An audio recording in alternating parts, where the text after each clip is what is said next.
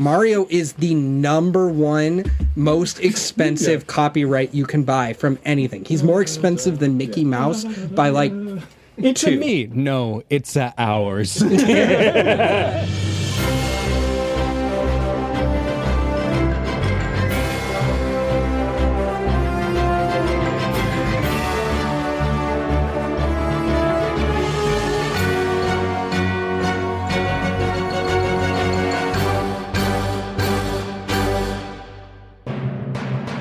Welcome to Tabletop Talk, where we talk about all sorts of things, but mainly we discuss the things that you love, that we love, and we hold dear to our hearts.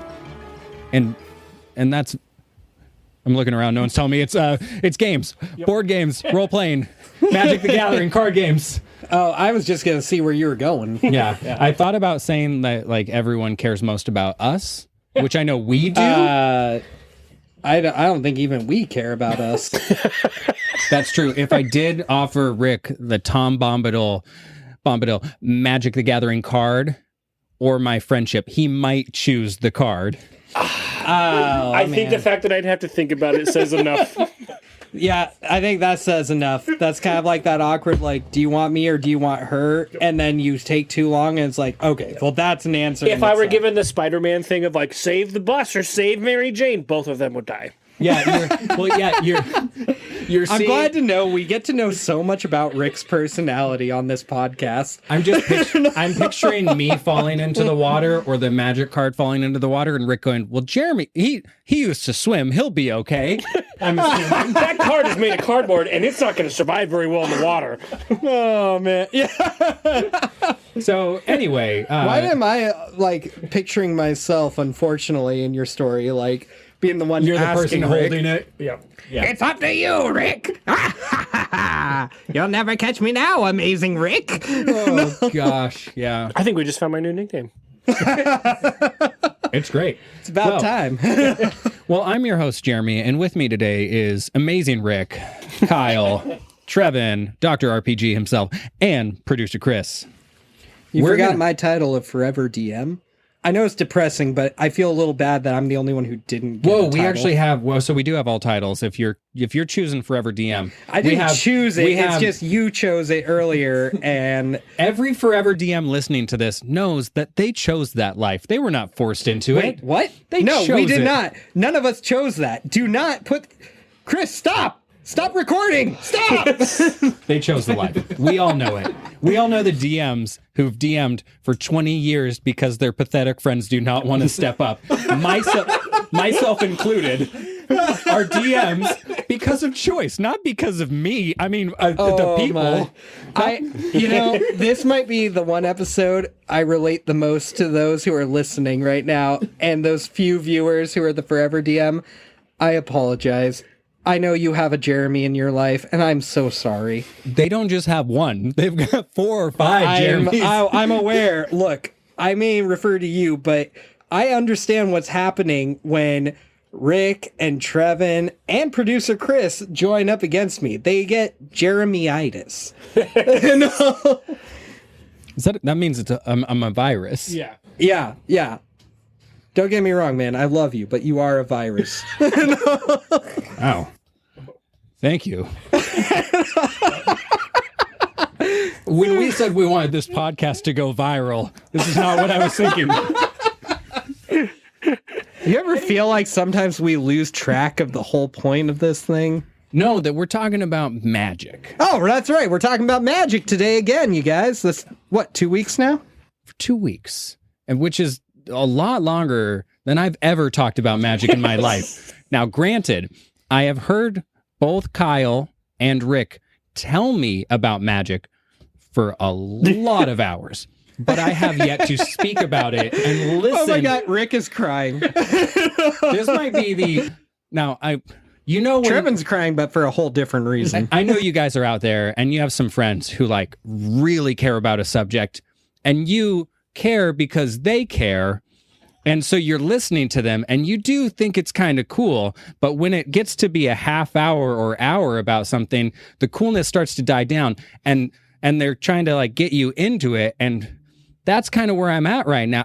Where I was at before our last episode. And now I'm like, okay, now I'm getting it. I'm understanding it. Hold on. And Why? Normally it's me who says like, "Why are you looking at me?" But Rick is like, guy's head down on the table and everything over here. He's dying. Jeremy is almost specifically describing most of the ways that I talk to him. It's throwing me off because normally I'm the one who's like the bad habit person of this stuff, and it's so great. I hyperfixate on like everything for either a short amount of time or a long amount of time, and I just hurl information at people. And Jeremy sits right across from me at work, and he gets the brunt of all of it. It's not even that it's a bad thing, because I learn a whole lot from Rick about a whole lot of things. Our producer's laughing too. I've learned the most I've learned about Magic the Gathering besides last episode. If you didn't listen to last episode, go listen, then re-listen. Got that wrong.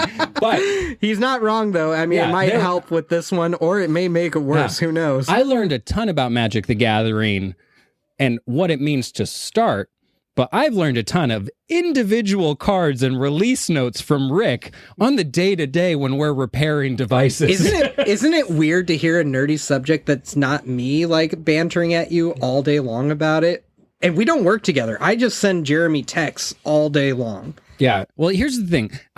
Kyle and Rick and, Trevin and producer Chris know that I am always willing to listen and learn about whatever nerdy subject it is. He made the mistake of saying yes. Yeah. Well, and sometimes it takes me a little while. For instance, like I've watched in the past, like before this last year, I've watched little bits of anime, right? Obviously, Dragon Ball Z and, Dragon Ball Super. But then, like, you were also into Avatar too, right? Yeah, Avatar: The Last Airbender. Granted, I'm aware both series are kind of like considered Americanized anime, which is weird to think that Dragon Ball is. But I didn't consider Avatar an anime. I consider that more of a cartoon from what I watched. But the only other one I'd watched was Full Metal Alchemist Brotherhood, which I loved. And I knew there were so many different animes out there, and so many people who love anime would throw like 5 shows at me at a time on what to watch. And so for a while I was like, well, maybe I'll get into it sometime. And then this last year I was like, you know what? I'm actually going to do some. And I've watched like 3 different shows this last year. And I believe you just mentioned to me that you just recently got into My Hero Academia. Yeah. My Hero Academia and Death Note. Death Note's so good. You're hitting my favorite one. And Death Note and Tokyo Ghoul. I'm all about that. They're great. And so bringing that back, like, when Rick is just telling me about all of these different Magic cards and all the different and the new things coming out and his new Lord of the Rings set, I am all ears listening. But I do understand, and I bet that people understand where when you're not playing something and you're not fully invested in, a lot of times you start to just, get lost a little. And so I'm excited to try to play this so that all of those conversations now just are held. Well, and I think what's interesting about these last 2 episodes especially is what you're talking about right there is I think what a lot of spouses are almost feeling. And so, because I can't help but notice, like, there's some couples that enjoy playing these things together. For example, my wife and I really love playing Magic together. But I understand, Rick, I think you and me were talking. You said you were trying to get your wife into it. Oh, yeah. God bless my wife for dealing with me. But I have a very good long-term memory. I hyperfixate on different things. And I'm just an overall, like, in every facet, nerdy person. And I'm very blessed to be married to my wife. I think all of us are very blessed. Yeah. She is not much of a nerdy person. And she tolerates a lot of me just speaking out loud in our home. And she probably listens the first time I try, but when I tell the same thing like the 3rd or 4th time, I'm wholly convinced she's not listening anymore. So I take it she doesn't play Magic. She does not. My wife does not as well, and my wife would tell you guys that she's told me many times that it is a good thing I have nerdy friends. Yeah, that's what my wife says too. It's really good. Your wife hasn't even tried Dungeons and Dragons with us yet. No, she... I will continue to try and convince her for the next 100 years of our marriage, because obviously we're going to live into our 130s. I want to see my 111th birthday of course. Actually, the way the Dragon fireworks, and Dragon everything. fireworks and all. or Actually, something that is wholly traumatizing to a previous time in your life. Yeah. Actually, based on the healthy lifestyle Jeremy and his wife tend to live, they're probably going to be like the first people to make to 150 somehow. Gosh, man. Like, they'll regret it, but I think they're like the few people who are going to be healthy enough to make it to there, and they're just going to be like, oh, why were we so healthy? Now we outlived everybody. Yeah. No. We're gonna be like, no, we actually were there when Google came out. Like, that doesn't make sense. Great grandpa. Why are you still alive? Great grandpa. And then we will just die as intended on the pickleball court at 150 years old. As God intended. As God intended. Hey, I mean, no, I got nothing for that. All right. Now we're gonna reel it back in and focus again on Magic the Gathering. And in order to do that, I've brought all of my hyperfixation kings here.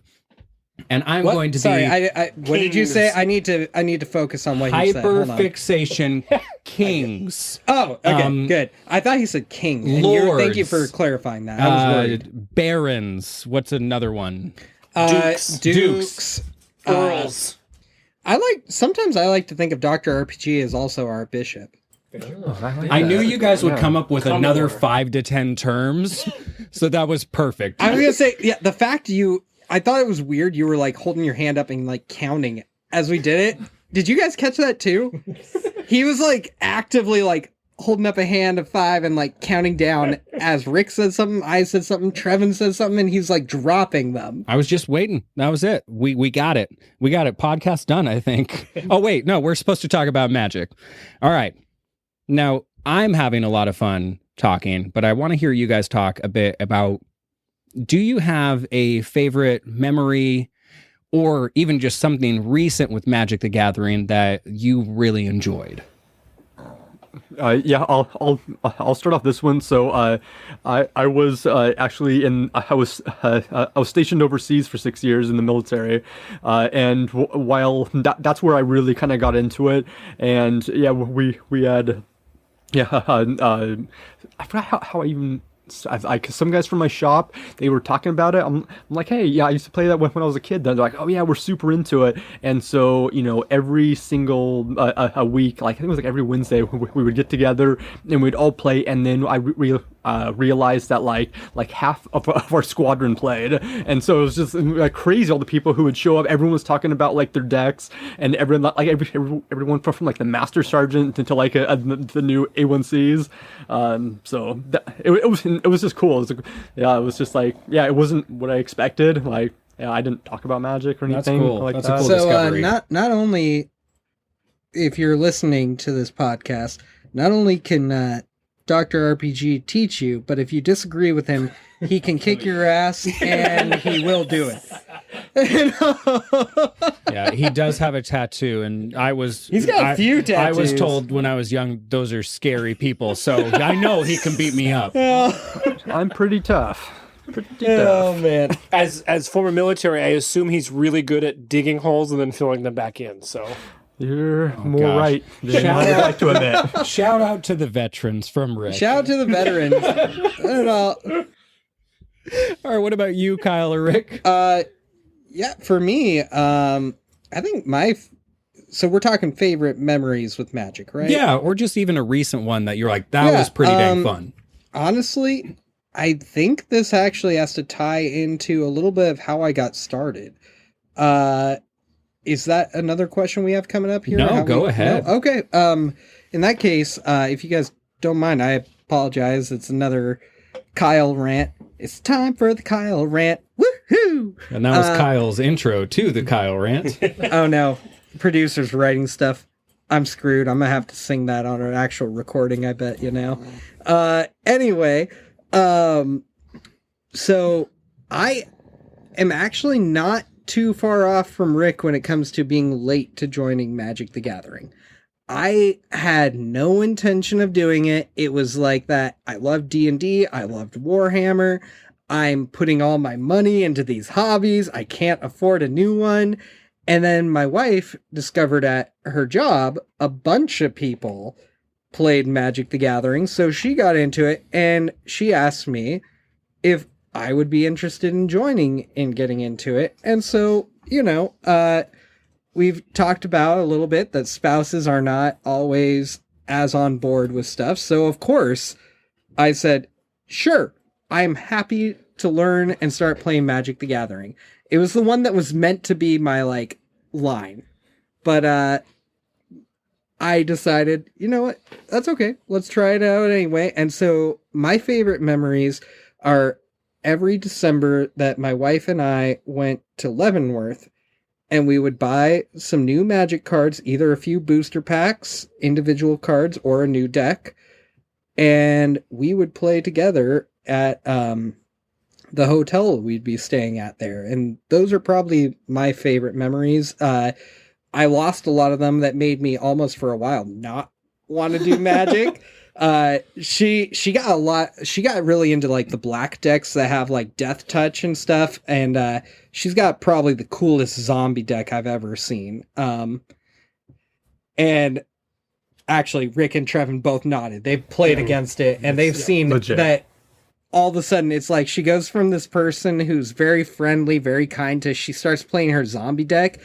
And you feel like Liliana herself just walked up to you and was just like, hey, buddy, you want to fight? Bring up the dead. She plays mean. Yeah, she plays hard. She is out for blood. She's the reason I got into Magic. So for me, Magic is actually very special because it was kind of a marriage bonding thing. That's cool. I love that. Which was hard because there was a lot of things I tried to get her into that just were not hooking up, like Warhammer. She tried to get into Space Wolves. She tried to get into a few of those things, and understandably so. People who just don't have that same drive in the nerdy field that most of us on here do. And I'm sure most of our listeners know most of these people or are dating or are married to these kind of people.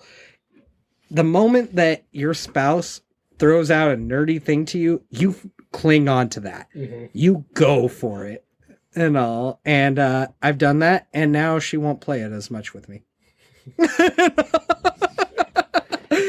Weren't expecting that story. That was a real M. Night Shyamalan twist right at the end. Gosh, I was gonna say this is one of the most hopeful and delightful podcasts we've had so far. I couldn't let you think too lightly of me. I'm like, wow, Kyle, there was a beacon of positivity. I was going to say, this is the first time I think Jeremy's looked at me with hope in his eyes for years. I think and that's we've known what it was. each other since kindergarten or something. So. I gave Kyle one endearing look and he's like, I gotta throw this away. What about you, Rick? Mine is actually a similar, just the journey of me getting into Magic. Because Magic itself came out back in 93. So it's been around. It's the longest running card trading. 93? Yeah, actually that's true. It is the longest deck building card game out there. But I grew up going through all of the different stages. I was a Pokemon fan, collected Pokemon cards, and then Digimon came out, and then Yu-Gi-Oh came out, and I did all of those, but always steered clear of Magic. And then in high school, late high school, right after graduating, I had a couple friends get really into it, and into it to the point where they knew their cards by heart. They knew each other's cards by heart, so they could play an entire round in about 45 seconds. And they would just draw, play, and they just knew the cards. Just based off seeing them, they knew exactly what they did. Didn't need to check anything. They just played, and they'd be like, oh, well, I lost. It's like, I'm sorry, do you know what he played? He goes, oh yeah, I know what he played. I just can't beat him. He beat me. He took all the life. And I was like, what happened? And that turned me off to Magic so hard. I didn't want to do any of it. And yet, isn't that almost how some of our games go? Yes. I've become that person. It makes sense once you become that person. But so for so long, it was always Welcome just kind to of the dark side. It was always just around. I'd always kind of seen. It's oh sure. As I grew up and oh, here's this Lovecraftian stuff. That's really cool cosmic horror. There's a lot of those elements in Magic. I'm really big into like Marvel and Middle Earth and all of that kind of stuff. There's a lot of those elements in there. And I'd always told myself, I was like, well, it's really only ever going to be two things that make me jump. And that's going to either be Lord of the Rings or Marvel. And June 2023, they came out with the Lord of the Rings set. And I jumped in and jumped hard. And then they announced that they're also going to do a Marvel set next year. So like I'm toast. I'm done. I'm fully committed. But it was that journey of kind of just knowing it was there, always not wanting to and almost specifically avoiding it. And then being like, well, they did the one thing that would have got me. And then like a fish just hooked. All right. So I'm sorry, Jeremy. I know you're hosting this week and you have a few questions for us. Yeah, but, I'm the host. Producer Chris, I'm the host, right? Hey, Chris, yeah, thank you for using the chain. Thank you for pulling him back a little. No, not my chain too, please. I'm working on it. The one question I actually had for you guys is, what's your thoughts on the fact they're bringing Marvel into it? I can't wait. I know. Okay, so clearly from your thing, you can't wait. But Trevin, I have a feeling maybe you and me are on a little bit of the same page. What's your thoughts? I'm not a superhero person at all. Like I've never liked it. I don't like the movies. I don't like that. So for me, it does nothing for me. But, really? Yeah, okay. Well, okay. Me. So that's a little further than I was gonna go. I was just gonna say on my end that I'm a little upset they're doing Marvel, and the only reason I state that is similar to a few other franchises they've thought about bringing in or they have brought in, that just to me it's like, I like the idea of Magic where it's at. I like the thematic deal. They have stories to it, and when they start bringing in all these extra universes that have so much to it, it's like, the world's already big enough in Magic. Doesn't need to be bigger. Like, I don't get me wrong. The moment I see a Spider-Man card or Thor or Doctor Strange, my deck's complete. Yeah. But like, just a little bit to me, just a little bit of devil's advocate here on the situation. I'm just not as for it. I think it just, Marvel doesn't quite fit the Magic theme. Yes, but counterpoint, money. Exactly. It's going to make Wizards so much money. All right, if we're talking about like the actual logistics and what they do it for, that's an obvious why they're doing it. I obviously, being a very late person to jump on board the ship of Magic, I have seen a lot of tenured, very long-term players saying that like today's current age of Magic is just totally different, and the fact that they are going after outside IPs is a totally different realm and approach that they've always taken, that a lot of people are starting to say like it's not like quote unquote like real Magic the Gathering anymore because of what they're doing that. But like I said, the counterpoint to that is that it's making Wizards so much money by doing this and hitting all these target audiences that we're going to be able to see the brand continue to go for so much longer because of the success of all these things. You're not wrong. And I mean, I'm not saying I don't understand. I'm just saying, I think on a player perspective from someone who got into it for kind of its own lore, because I've read and listened to each of the cool stories they've had for each of these characters. I love listening to the fan stories too about like Jace, Vraska, and Liliana and all these cool characters. I'm a huge Gideon fan.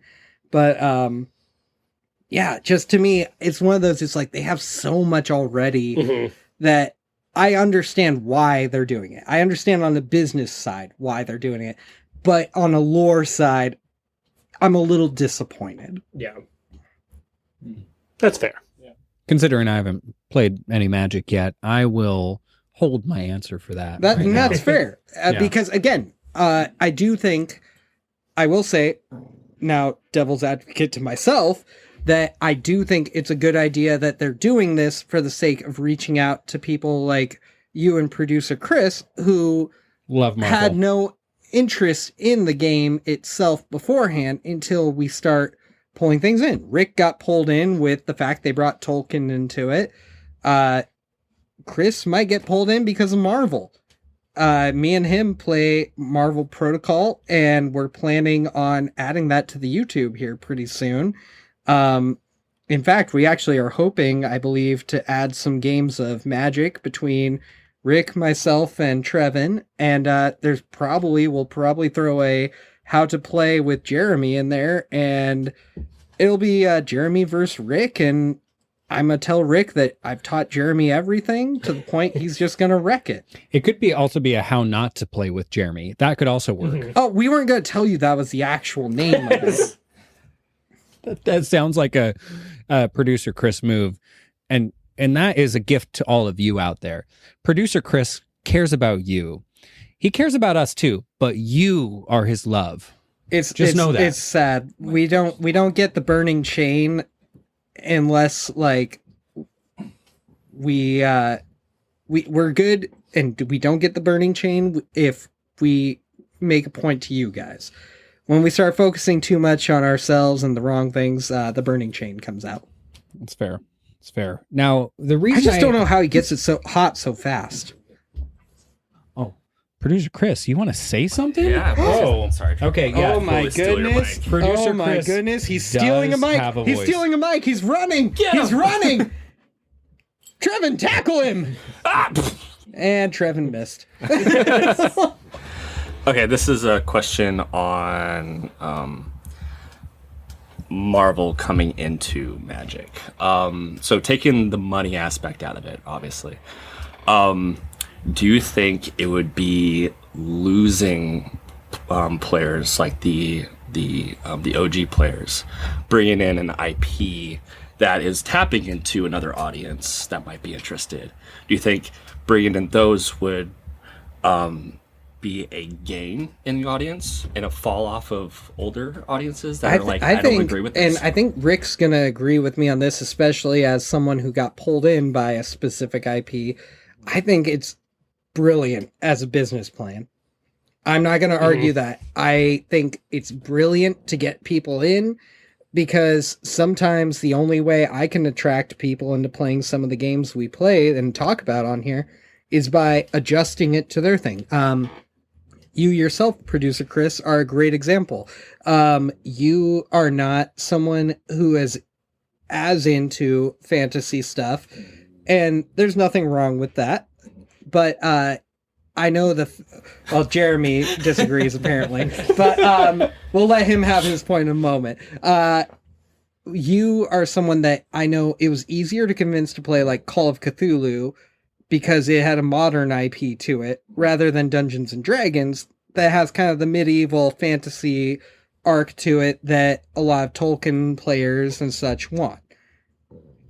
So I would say, as for Magic, as much as I'm not a fan that they're going to be putting Marvel into there, doesn't mean I'm not going to buy the cards. And I think it's great if it brings more players in, because Rick and I need more people to play against. We're tired of playing against Trevin. He keeps beating us, and we it's not easy when Trevin keeps pulling out all 5 pieces of Exodia in Magic the Gathering, and we're like, wait, hold on.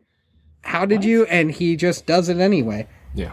And a testament to that, I want to add, like what you said earlier with Crisis Marvel, or Marvel Crisis Protocol. Yeah, that one. We'll be playing that very soon here. Yeah. Since that is like I wasn't really into, I couldn't really get into the Warhammer side of it. Marvel Crisis is definitely a great parallel because it has that familiarity for me, and even some people out there too. This is true. I actually gave producer Chris an army for Age of Sigmar. Since I gave it to him and me and him have painted his models, we have played 0 times. We're hoping to jump that up, because I know Trevin here has been getting really into Warhammer 40k, and I have a few fantasy / Sigmar guys that I was going to offer up to him on that, because he enjoys that kind of stuff. But no, I think, and I think Rick, you'd probably agree with me, right? That adding IP whether you like the IP coming in or not is a good thing. Yes. And I think almost because the new incoming players who are going to play just because of the IP are going to outweigh and outnumber the diehard, like, it can never change. Like, this is too much, too different. The folks that will stop playing because of it, I think, are going to be outnumbered by the folks who come in and start to learn how to play Magic because there's a Doctor Strange card that's super cool, and they'll be able to play within. I'm assuming it's going to be a Universes Beyond deck. I appreciate most of these that. IPs are. I appreciate you pointed at me for the Doctor Strange one, knowing that I only mentioned that because those three are my favorite: Thor, Doctor Strange, and Spider-Man. Jeremy had to give me the bad news when he got a bunch of small Funko Pop keychain ones that all the ones I wanted were gone. Yeah. So he gave me Deadpool, which is great. I love Deadpool. And I kept Thor. And I know. When I found out he was the one who had Thor, he didn't tell me until he gave me the Deadpool. And then as he was leaving, he pulled out his keys and was like, "Oh, well, I gotta go." And I was like, "Wait a minute. Is that the Thor keychain I asked for?" And he was like, "I told you it was claimed for." And then he smiled and he ran out the door. Yeah. He just winked at me now. Did anyone else see this? Yes.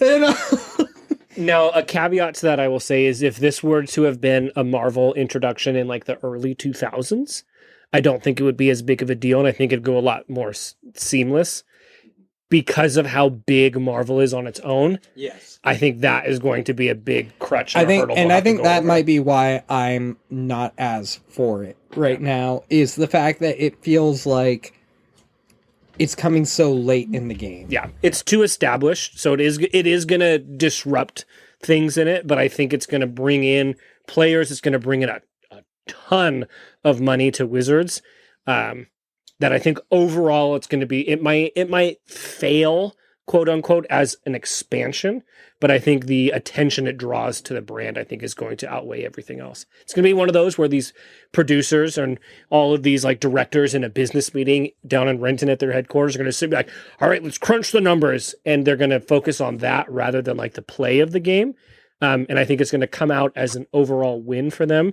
But I do think it's going to disrupt play a little bit. Agreed. Trevin? Thank you guys. Oh, yeah, you're welcome, Producer Chris. Trevin, do you have any opinion on the Marvel thing as well? No, I completely agree. I think from a business standpoint, yeah, it's a great idea. Yeah, the new players are going to heavily outweigh the people, who are just old and bitter. And I honestly don't think any of the new players are going to stop playing. I have yet to meet a Magic player who has stopped playing. I've met plenty who are saying they will not buy any new cards, but their decks are usually so well-rounded that me and Rick are sitting there like, all right, well, why did we bother even asking you to play? This wasn't fun.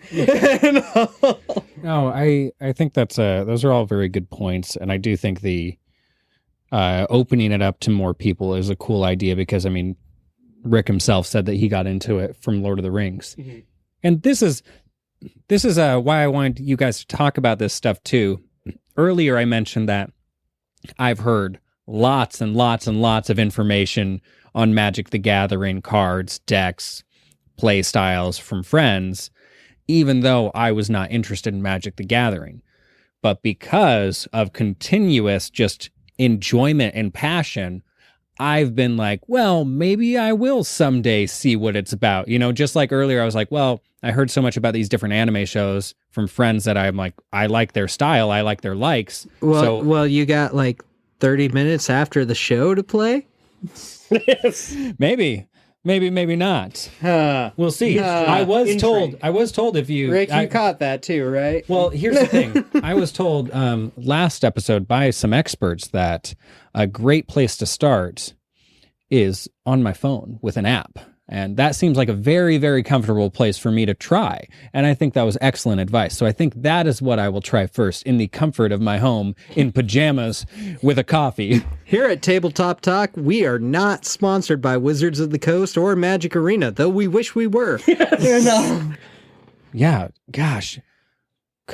If we were sponsored by Wizards of the Coast, I would... We talk 100%. About all their games. I know. I was just picturing us all having like tabletop jackets with Wizards of the Coast. Oh, Oh, could you Like, could you on imagine it? each of us with like a lettersman's jacket that's Yeah. like a Wizards of the Coast one? That'd be great. Wizards, we're bet you talking to anything you. They do like tours. It's down in Renton. They're locally based. That's right, they Hasbro are. isn't, but Wizards is down in Renton. Here is a podcast based in Washington. Yeah, we yeah. definitely need to go visit these places and not just talk about them. But in order to do that first, we need you guys to share this show with your friends because we got to get That's those right. numbers up for us to get those Letterman's jacket. You know what I mean? Yeah. So I'm gonna end this podcast with two things. One, a thanks to you guys, the listeners, for continuing to listen to our podcast. We Thank really you so much, you appreciate guys. that.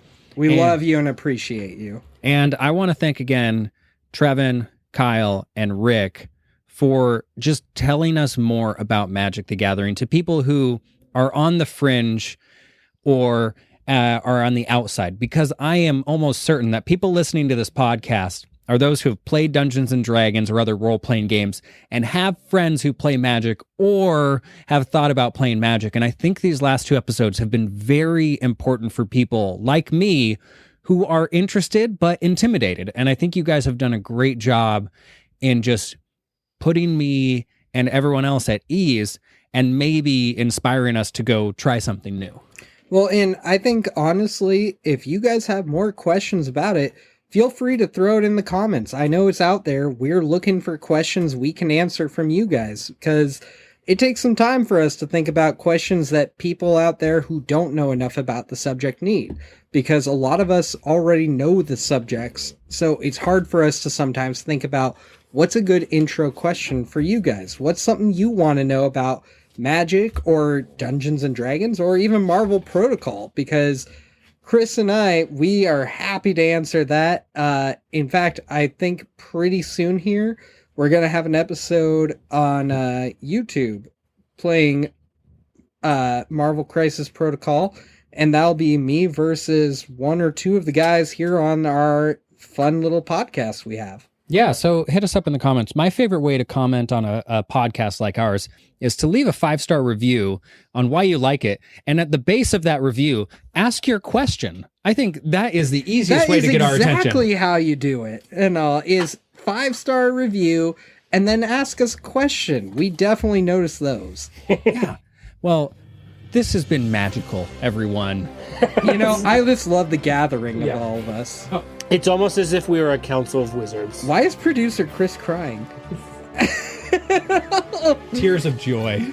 Clearly. Tears of joy. Clearly. Well, this has been Tabletop Talk. Thank you for being the most loyal listeners and avid listeners and friends of the podcast. We love you guys. Tabletop Talk, out.